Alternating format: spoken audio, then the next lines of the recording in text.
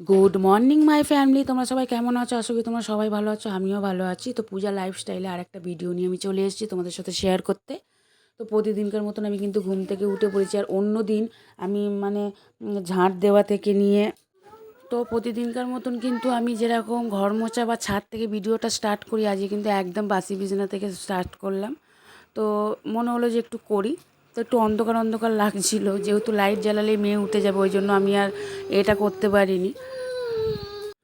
তো একেবারে ঘুম থেকে উঠে ঠাকুরকে প্রণাম করে ওইদিকে চলে গেছি পর্দা জানলাগুলো খুলতে। আর দেখতে পাচ্ছ যখনই ভয়েস রেকর্ড দিচ্ছে আমার মেয়ে পাশ থেকে কিন্তু কাঁদছে, তোমরা একটুখানি আওয়াজগুলোকে একটু ইগনোর করো। তো ওইদিকে কিন্তু একেবারে নিচ থেকে মুখ হাত পা ধুয়ে একেবারে চলে এসছি ঘর মুছতে। আর বুঝতেই পারছো ঘরে বাচ্চা কাচ্চা থাকলে একটুখানি অসুবিধা হয় আমার ভয়েস রেকর্ড দিতে, একটু আওয়াজ হয়। তোমরা একটু প্লিজ প্লিজ তোমরা একটুখানি ইগনোর করো আওয়াজগুলোকে।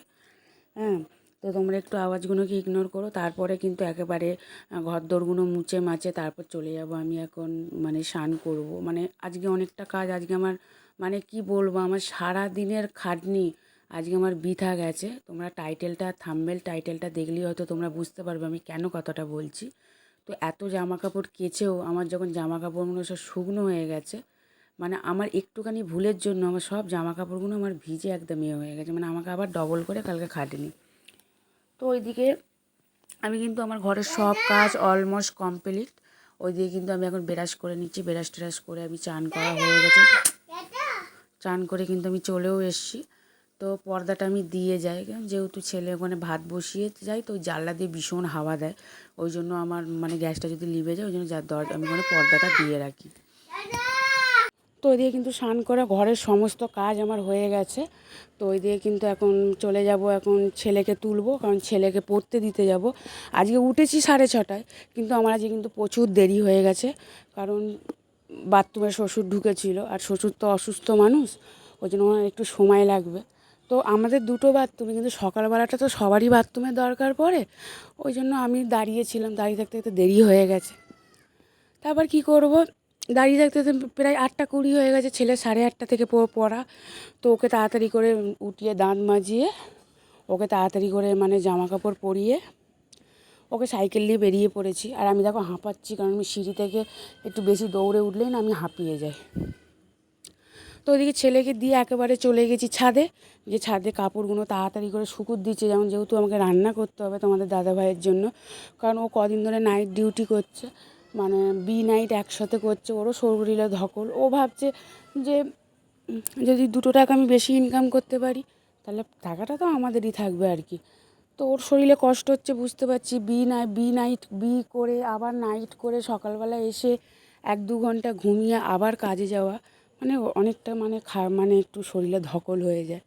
তো ব্যাটা ছেলেদের এরকমই, আইবুড়োবেলার লাইফটা আলাদা থাকে, বিয়ের পর লাইফটা আলাদা হয়ে যায়। তো যাই হোক, ওদিকে কিন্তু কাপড় শুকুর দিয়ে আমি নিচে চলে এসেছি। এসে কিন্তু সন্ধে পুজোটা করে নিলাম। পুজোটা কারণ ফুল নেই জানো তো, ফুলটা শেষ হয়ে গেছে। তো আমারও আর যাওয়া হচ্ছে না বাজারে, আমারও আনা হচ্ছে না। দেখি কালকে তোমাদের দাদাভাই যদি ভোরবেলা আসার সময় যদি ফুল পাই, একটু ফুল নিয়ে আসবে।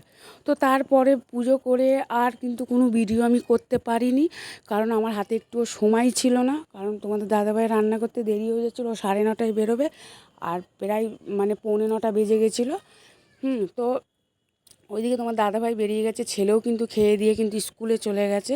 তারপর কালকে বানিয়েছিলাম একটু চাউমিন, ম্যাগির সাথে চাউমিন বানিয়েছিলাম, একটু রেখে দিয়েছিলাম। তো ওইটাই কিন্তু খেয়ে নেবো।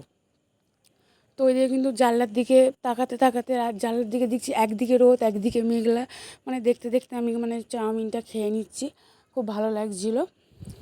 তো খেয়ে দিয়ে তারপরে একটুখানি এনার্জি এলো, সকাল থেকে না খাওয়া চাও পর্যন্ত খাইনি।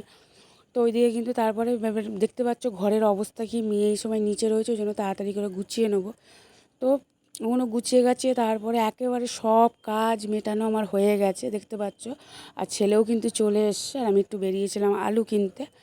তো চলে এসছে, এখন প্রায় ঘড়িতে বাজে 1:30। তো 1:30 বাজে, ছেলেকে কিন্তু আমার ছেলে মেয়েকে কিন্তু খাওয়ানো হয়ে গেছে। আর আজকের মেনুটাই তো তোমাদের বলা হয়নি। আজকে করেছিলাম আলু ভাতে, ডাল সেদ্ধ আর ডিম সেদ্ধ, আর এইটাই করেছি, এইটাই তোমাদের দাদাভাইকে দিয়েছি, এইটা আমরাও খেয়েছি। এই খাবারটা হলো মাছ মাংস ডিমের থেকে অমৃত যেইটাকে বলে। আমার মনে হয় আমিও খেতে ভালোবাসি, তোমাদের দাদাভাইও খেতে ভালোবাসে, আর আমার ছেলে মেয়ে তো আরও বেশি ভালোবাসে। তো তো তোমাদের কাদের কাদের এরকম খাবার খেতে ভালো লাগে অবশ্যই কমেন্ট করে জানাবে আমাকে। আমাদের তো ভীষণ ভালো লাগে। তো ওই দিয়ে কথা বলতে বলতে তাড়াতাড়ি করে খেয়ে নিয়েছি, কারণ এরকম খাবার সামনে, এরকম লোভনীয় খাবার সামনে থাকলে আর বসে থাকা যায়? তো যাই হোক, আমার বললাম না তোমাদের এর আগের, মানে আমি প্রথম থেকে তোমাদের বলছি যে আমার একটুখানি ভুলের জন্য আমার সব জামা কাপড় ভিজে গেছে। দেখতে পাচ্ছি কারণ কিন্তু গুড়ি গুড়ি বৃষ্টি পড়ছে, তার মধ্যে রোদ উঠেছে, ভিউটা এত ভালো লাগছে, আমি এর একটা ফটো তুলে নিয়েছি। তো তোমাদের সাথেও একটু শেয়ার করছি। তো যাই হোক, কালকে আবার জামা কাপড়গুলো শুকনো করবো, কী করবো, মনটা খারাপ, অত জামা কাপড় কত কষ্ট করে কাচলাম কেচো, তারপরেও আমার শুকনো জিনিসটা ভিজে গেল। তো যাই হোক, আর কি বলবো, আর কিছু বলার নেই। তো এবার আবার সন্ধ্যেবেলা ছেলেকে পড়তে দিয়ে আসা আর করা, এইটাই করবো। আজকে তোমার দাদাভাই বাড়ি আসবে না।